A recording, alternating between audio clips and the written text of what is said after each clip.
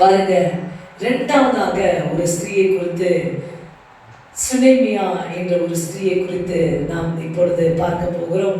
2 ராஜாக்கள் 4ஆம் அதிகாரம் 8வது வசனத்தை நாம் வாசிப்போம். 2 ராஜாக்கள் 4ஆம் அதிகாரம் 8வது வசனம்.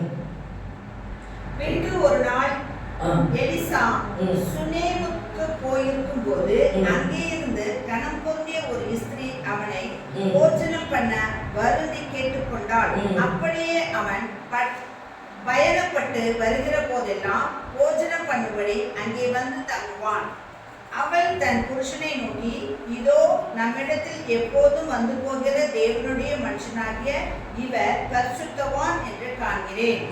நாம் மெத்தையின் மேல் ஒரு சிறிய அறை வீட்டை கட்டி அதில் அவருக்கு ஒரு கட்டிலையும் மேஜையும் நாற்காலியையும் குத்து விளக்கையும் வைப்போம். அவர் நம்மிடத்தில் வரும்போது அங்கே தங்கலாம் என்றாள். ஒரு நாள் அவன் அங்கே வந்து அந்த அறை வீட்டிலே தங்கி அங்கே படுத்துக் கொண்டிருந்தாள். அவன் தன் வேலைக்காரனாகிய கேயாசை நோக்கி, இந்த சுனேமியாளை அழைத்து கொண்டு வா என்றான். அவளை அழைத்து கொண்டு வந்தாள். அவள் அவனுக்கு முன்பாக நின்றாள். அவன் கேயாசியை பார்த்து, இதோ இப்படிப்பட்ட சகல கருணையோடும் எங்களை விசாரித்து வருகிறாயே, உனக்கு நான் என்ன செய்ய வேண்டும்? ராஜாவினிடத்திலாவது சேனாதிபதியினிடத்திலாவது உனக்காக நான் பேச வேண்டிய காரியம் உண்டோ என்று அவளை கேள் என்றார். அதற்கு அவள், என் ஜனத்திற்கு நடுவே நான் சுகமாய் குடியிருக்கிறேன் என்றாள். அவளுக்கு செய்ய வேண்டியது என்னவென்று கேயாசியை அவன் கேட்டதற்கு அவன், அவளுக்கு பிள்ளை இல்லை, அவள் புருஷனும் பெரிய வயதுள்ளவன் என்றான். அப்பொழுது அவன் அவளை கூப்பிடு என்றான். அவர்களை கூப்பிட்ட போது அவள் வந்து வாசற்படியிலே நின்றாள். அப்பொழுது அவன், ஒரு பிராண உற்பத்தி காலத்திலே ஒரு குமாரனை அணைத்துக் கொண்டிருப்பாய் என்றான். ஆமென், ஹல்லேலூயா. இதுவரை நமக்கு தெரியும், இந்த சுனேமியால் மிக மனநிறைவு உள்ள ஸ்திரீ. அவள் பிள்ளை இல்லை. அவளை எலிசா கேட்கும் போது, நான் என் ஜனத்தின் மத்தியிலே என் கர்த்தர் என்னை நல்லா வச்சிருக்காரு அப்படின்னு சொல்லி அவள் பதில் சொல்றாரு. எத்தனை பேர் அப்படி சொல்றோம்? ஹல்லேலூயா. நீங்க நல்லா இருக்கீங்கன்னா என்ன குறை இருக்கோ அதை ஃபர்ஸ்ட் சொல்றது. ஹல்லேலூயா. ஆனா சுனேமியால் அவங்களுக்கு பெரிய குறை, பிள்ளை இல்லைன்றது பெரிய குறையா இருக்குது. ஆனா அவங்க என்ன சொல்ற, கர்த்தர் என்னை நல்லா வச்சிருக்காரு, நான் மன நிறைவா இருக்கிறேன், நிறைவுள்ளவளாக, மனப்பூர்வமாய் அந்த மன நிறைவு உள்ளவளாக ஒரு ஸ்திரீயாக சுனேமியால் இருந்தாள். அப்ப அப்படி கர்த்தரை எங்கேயும் விட்டு கொடுக்காதவளாய், கர்த்தரை எங்கேயும் கீழே குறைவாய் சொல்லாதவளாய் இருந்தது நிமித்தம் எலிசா என்ன செய்கிறாரு, அவளுடைய குறை என்னன்றத தன் வேலைக்காரனை கேட்டு தெரிந்து அவளுக்கு ஒரு பிள்ளை பிறக்கும் சொல்றாங்க. அல்லேலூயா. பிள்ளையும் எலிசா சொன்னது போலவே பிறந்தது. ஆனால் பிறந்த பிள்ளை ஒரு நாள் என்ன ஆயிடுது, மரித்து போனது. அல்லேலூயா, அல்லேலூயா. அப்ப அந்த மரித்து போன அந்த பிள்ளை மரித்த பிறகு இவள் என்ன செய்கிறாள், என்ன அந்த இடத்துல செய்கிறாள் நம்ம பார்க்கிறோம்னா, அதே 2 ராஜாக்கள் 4ஆம் அதிகாரத்தை நம்ம தொடர்ந்து வாசிக்கலாம். இதில் 26வது வசனத்துல 25வது வசனத்துல வாசிக்கலாம்.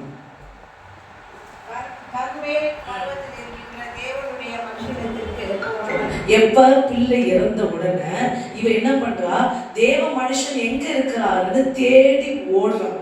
அல்லேலூயா. கர்மேலுக்கு போறான். தேவனுடைய மனுஷன் தூரத்திலேயே அவளை வர கண்டு தன் வேலைக்காரனாகிய கேயாசியை பார்த்து, அதோ சுனேமியாள் வருகிறாள், நீ அவளுக்கு எதிர்கொண்டு ஓடி, நீ சுகமாய் இருக்கிறாயா, உன் புருஷன் சுகமாய் இருக்கிறானா, அந்த பிள்ளை சுகமாய் இருக்கிறதா என்று அவளிடத்தில் கேள் என்றான்.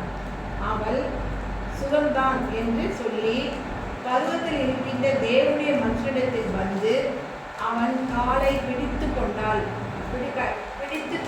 அப்பொழுது கேயாசி அவளை விலக்கிவிட வந்தான். தேவனுடைய மனுஷன் அவளை தடுக்காதே, அவள் ஆத்துமா துக்கமாய் இருக்கிறது, கர்த்தர் அதை எனக்கு அறிவியாமல் மறைத்து வைத்தார் என்றான்.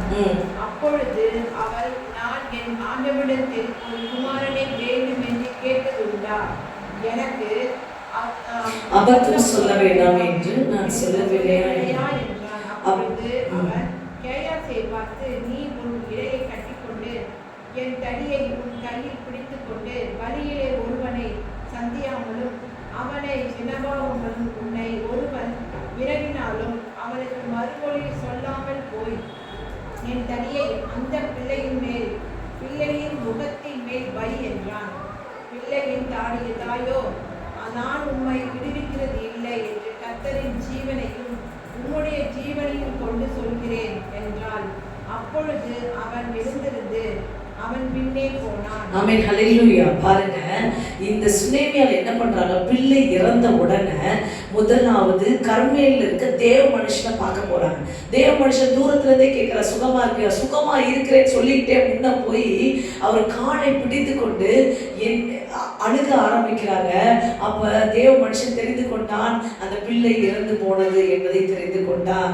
தெரிந்து கொண்ட உடனே அவர் என்ன சொல்றாரு, வேலைக்காரனை கூப்பிட்டு இந்த தடியை எடுத்துட்டு போய் அந்த பிள்ளை மேல போடு, அந்த பிள்ளை புடைச்சிடும் அப்படின்னு எலிசா சொல்றாரு. ஆனா சுனேமியா என்ன சொல்றாங்க, தடியெல்லாம் வேணாம், நீங்க தான் வரணும், நீங்க வந்து அவனை உயிர்ப்பிக்க வேண்டும் என்று அவள் கேட்டுக்கொண்டு காண விடல. உடனே அவள் என்ன பண்றா, எலிசா என்ன பண்றா, அப்பொழுது அவள் எழுந்திருந்து அவள் பின்னே போனான். அல்லேலூயா, அல்லேலூயா.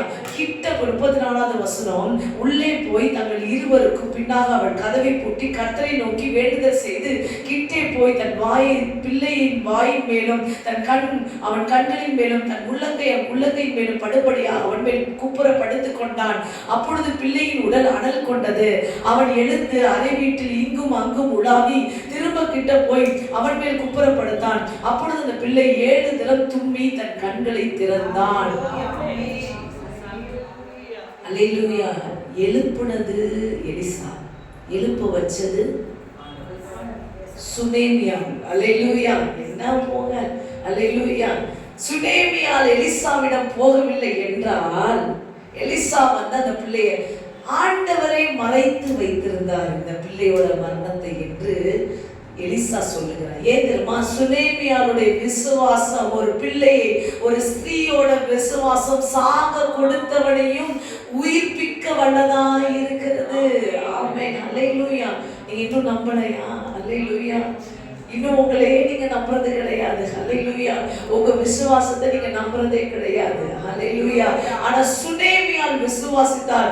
இந்த தேவ மனுஷன், இந்த தேவனுடைய வல்லமை உள்ள இந்த மனுஷன் வந்து நின்றானால் என் பிள்ளை உயிரோடு எதிர்ப்பான். அதனால அவனை எழுப்பாம நான் இங்க விட மாட்டேன். அவன் விசுவாசித்தான். ஆமென், அல்லேலூயா. அந்த விசுவாசம் செத்து போன மகனை உயிரோட இருந்துச்சு. அல்லேலூயா. எப்படி இப்படிப்பட்ட அசாத்தியான காரியங்களை செய்யாதீங்க. உங்க விசுவாசால செய்யக்கூடுமா? அல்லேலூயா. நீங்க விசுவாசித்தால், நான் சொல்றேன், எழுப்பு வச்சது அங்க, எழுப்ப வச்சது சாரிபாத் விதவை. அந்த கொடுக்கிறவனை தடுத்து நிறுத்தது சாரிபாத் விதவை. அதை தடுத்து நிறுத்த உதவி செஞ்சது எலியா. இங்க சுனேமியால் எழுப்ப வச்சது, எழுப்பினது எலிசா. ஆமென், அல்லேலூயா. நீங்கள் விசுவாசிப்பீர்களானா எத்தனை எலிசாக்களையும் எலியாக்களையும் ஆண்டவர் அனுப்புவார். ஆமென், அல்லேலூயா.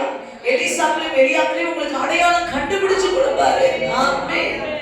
நீங்க விசுவாசத்தினா உங்க வீட்டுல சாவு இல்ல, ஆண்டவரே, மரணம் இல்ல, ஜீவன் உண்டு. ஆமென். இன்னும் சொல்லிக்கொண்டே போலாம். லாசரு எழுப்புனது யாருன்னு நினைக்கிறீங்க? இயேசு எழுப்புனாரு. எழுப்ப வச்சது யாரு? 2 பேரும் தான், மார்த்தாலும் மரியாளும் தான். ஆமென், அல்லேலூயா. 2 பேருடைய கண்ணீர்கள் தான். ஆமென். ஃபர்ஸ்ட் மார்த்தால தான் பார்க்கறோம். மார்த்தா அழுதுகிட்டு இருக்கத பார்க்கறோம். ஃபர்ஸ்ட் மரியாள் அழுகும் போது இயேசுவே அழுதுட்டாரு. ஆனா மார்த்தா அழுகும் போது, நீ விசுவாசிக்கிறியா நான் உன்னுடைய சகோதரனை உயிரோடு எழுப்புவேன் என்று சொன்னார். உடனே மார்த்தாளுடைய விசுவாசம் கடைசி நாட்களில். ஆனா இன்னைக்கு பாருங்க, பரவாயில்ல, மார்த்தாள் விசுவாசத்துல கூட இன்னைக்கு பல பேர் இல்லை. நீங்க மார்த்தாள் விசுவாசத்துல கூட ஸ்திரீகள் இல்லை. என்னன்னா, மார்த்தாளுடைய விசுவாசம் கடைசி நாட்கள்ல உயிரோடு எழுந்திருப்பான். அதனால மரணம் இல்லை. மரணம் இல்லைன்ற விசுவாசம் இன்னைக்கு இருக்க ஸ்திரீகளுக்கு இருக்கா? ஹல்லேலூயா. மரணம் இல்லைங்க. மைண்ட்ல திருப்பி திருப்பி சொல்றேன், நமக்கு மரணமே இல்லை. ஆமென். நம்ம ஆண்டவரோடு என்றென்றும் நித்திய காலமா இருக்கும்படியே இயேசு மரணத்தை தழுவினார். நமக்கு மரணமே இல்லை, நித்திய காலம் தான் இருக்குது. ஆமென். அந்த விசுவாசத்துல இயேசு உறுதியாக தம் சீஷர்களை வளர்த்தார். ஹல்லேலூயா. உயிர்த்தெழுதலில் உங்களுக்கு பங்கு உண்டு. அதுக்காக நான் மரிக்க போறேன், அதுக்காக நான் மரிக்க போறேன். நீ உயிர்த்தெழுதல்ல, நீ என்னோட கூட எழுந்திருப்பாய் என்று ஆண்டவர் சொன்னதை முழுசா அவர்களோட எல்லா சிஷ்யர்களும் விசுவாசாங்க. மார்த்தாலும் விசுவாசா. அதனாலதான் ஆண்டவர் கேட்டோன்னே, நான் அவன் சகோதரனை எழுப்ப வல்லவரா இருக்கணும். உடனே அவனுக்கு அந்த டாக்டரின் ஞாபகம், அந்த தியானச்சி ஞாபகம் வருது. ஆண்டவர் சொன்ன அந்த வார்த்தை ஞாபகம் வருது. ஆமா ஆண்டவரே, கடைசி நாட்கள்ல நீங்க எல்லாரும் எழுப்புவீங்க. ஆமென். அதுல எந்த அளவுக்கு நம்ம உறுதியா விசுவாசிக்கிறோம். ஆமென். மரணமே இல்லை. அந்நிய ஜனத்துல இருக்கவன் மரணத்தப்ப அழுக மாட்டேங்கிறான். ஆனா நம்ம போட்டு போறான்னு கரெக்ட் எல்லாம் பண்றோம். அல்லையா? ஆனா அவனுக்கு நிச்சய வாழ்க்கை இல்லை, நித்திய வீடு இல்லை. அமைதியா உட்கார்ந்துருக்கான் மரண வீட்டுல. ஆனா அவனுக்கு நித்திய வீடு இல்லை. அல்லையா? ஆனா நமக்கு தெரியும், நமக்கு நித்திய வீடு உண்டு, நமக்கு மரணமே கிடையாது. சரி, நான் சத்தியத்துக்குள்ள வரேன். மார்த்தாளை பார்த்து 11 யோவான் 11 அதிகாரம் தான் லாசரு எழுப்புனது. அப்ப பாத்தீங்கன்னா கேட்கிறாரு, நான் எழுப்ப உடனே அவங்க எப்படி சொல்றாங்க கடைசி நாள், இல்லப்பா ஒருவன் படிக்கலாமா? யோவான், என்னை விசுவாசித்தால் தேவனுடைய மகிமை காண்பாய். ஆனா ஆண்டவர் சொன்ன ஒரு வார்த்தை என்ன தெரியுமா? படிக்கலாம். யோவான் 11:25-26. இயேசு அவளை நோக்கி, நானே உயிர்த்தெழுதலும் ஜீவனுமாய் இருக்கிறேன். என்னை விசுவாசிக்கிறவன் மரித்தாலும் பிழைப்பான். ஆமென். என்னை விசுவாசிக்கிறவன் மரித்தாலும் பிழைப்பான். மரித்தாலும் பிழைப்பான். உயிரோடு என்னை விசுவாசிக்கிறவனோ என்றென்றைக்கும் மரியாமலும் இருப்பான். ஆமென். அவன் மரணத்துல இருக்க போறதே கிடையாது. உயிரோடு என்னை விசுவாசிக்கிறேன், மரணத்துல இருக்க போறதில்ல. மரிச்சவன் அதுல நிலை கொண்டே இருப்பதில்ல. அவன் உயிரோடு எழுந்திருப்பான். மரிச்சாலும் எழுந்திருப்பான். அல்லேலூயா. அல்லேலூயா. இந்த வார்த்தைகளை யார்கிட்ட சொல்றாரு? மார்த்தாள்கிட்ட சொல்றாரு. அப்புறம் போய் மரியாதை பார்க்கிறாரு. இவர்களுடைய விசுவாசம் என்னன்னா, திரும்பவுமா சொல்றாரு, இந்த கல்லை புரட்டி போடுங்க. அல்லேலூயா. யாரை பார்த்து சொன்னார் தெரியுங்களா? அல்லேலூயா. அதே மார்த்தாளை பார்த்து ஆண்டவர் சொல்றாரு. 39வது வசனம், இயேசு கல்லை எடுத்து போடுங்கள் என்றார். மரித்தவனுடைய சகோதரி மார்த்தாள் அவரை நோக்கி, ஆண்டவரே இது 4 நாள் ஆயிட்டு. இயேசு அவளை நோக்கி, நீ விசுவாசித்தால் தேவனுடைய மகிமை காண்பாய். ஆமென். அல்லேலூயா. அது என்ன மகிமை? உயிரோடு எழுந்திருக்கிறது தான். உயிரோடு எழுந்து தேவனை மகிமைப்படுத்துவான் என்று ஆண்டவர் சொல்கிறார். இயேசு எழுப்பினாரு. எழுப்ப செஞ்சது மார்த்தாளும் மரியாளும். அல்லேலூயா. 2 ஸ்திரீகள் எழுப்ப செய்தார்கள். ஆமென். நாயின் ஒரு விதவையை பாருங்க. அல்லேலூயா. அவங்க மிகுந்த கண்ணீரோடு போயிட்டு இருக்காங்க. இயேசு அந்த வழியா போறாரு. அந்த ஸ்திரீயோட கண்ணீர் மனதுருகி ஆண்டவர் அவள் பிள்ளையை எழுப்பி கொடுத்தார். ஆமென். அல்லேலூயா. அப்ப ஸ்திரீகள் தாங்கள் சாக கொடுக்கிறவர்களை உயிரோடே திரும்ப பெற்றார்கள். ஆமென். அப்போ உங்கள் விசுவாசம் சாகிறவனையும் உயிரோடு எழுப்பும், சாக போறவனையும் திருப்பும். ஆமென். பாவத்தில் மரித்துக் கொண்டிருக்கிற அநேகரை ஜீவனுக்கு நேராக உங்கள் விசுவாசம் திருப்பும். இளையகுமாரனை குறித்து ஆண்டவர் என்ன சொல்றாரு? பாவத்தில் இருக்கிறவனை குறித்து என்ன ஆண்டவர் சொல்றாரு? பாவத்தில் இருக்கிறவனை குறித்து மரித்து போயிருக்கான்னு சொல்றாரு. அல்லேலூயா. படிச்சிருக்கீங்களா? நித்திரையாய் இருக்கிறான்னு சொல்லல. பாவத்துல இருக்கிறவனை ஆண்டவர் என்ன சொல்றாரு? இவன் மரித்து போயிருந்தா இவன் உயிரோடு எழுந்திருக்கிறான், உயிரோடு வந்துட்டாங்க. இல்லையே? அந்த வசனத்தை படிச்சிருங்க, அப்பதான் உங்களுக்கு புரியும். லூக்கா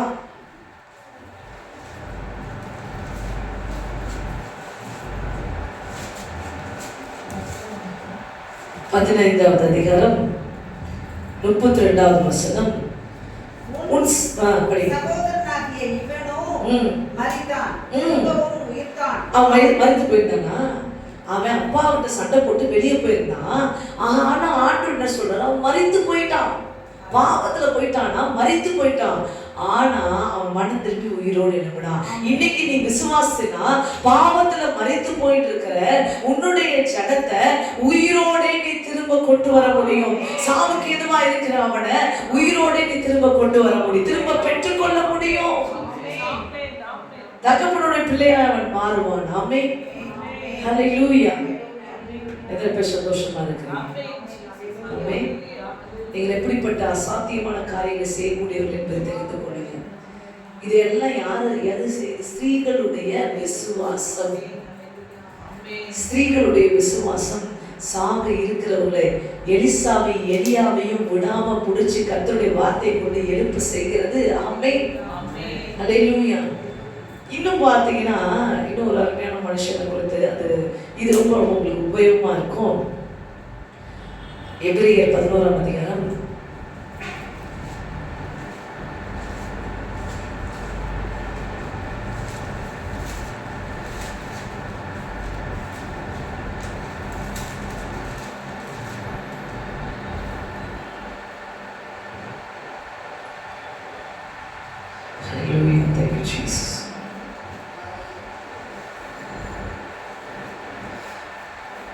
11:23 வசனம்.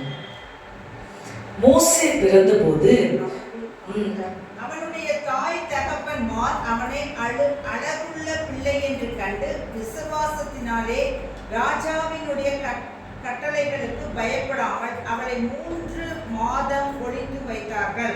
ஆமென், ஹல்லேலூயா.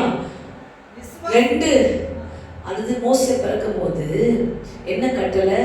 இந்த 2 வயது குழந்தைகள்லாம் கொல்ல வேண்டும்ன்ற அதே கட்டளை தான். சிறு வயது குழந்தைகள்லாம் கொல்ல வேண்டும். ஆனா இந்த பெற்றோர்களுடைய விசுவாசம் ஒரு மகனை காப்பாத்துச்சு. இருக்கீங்களா?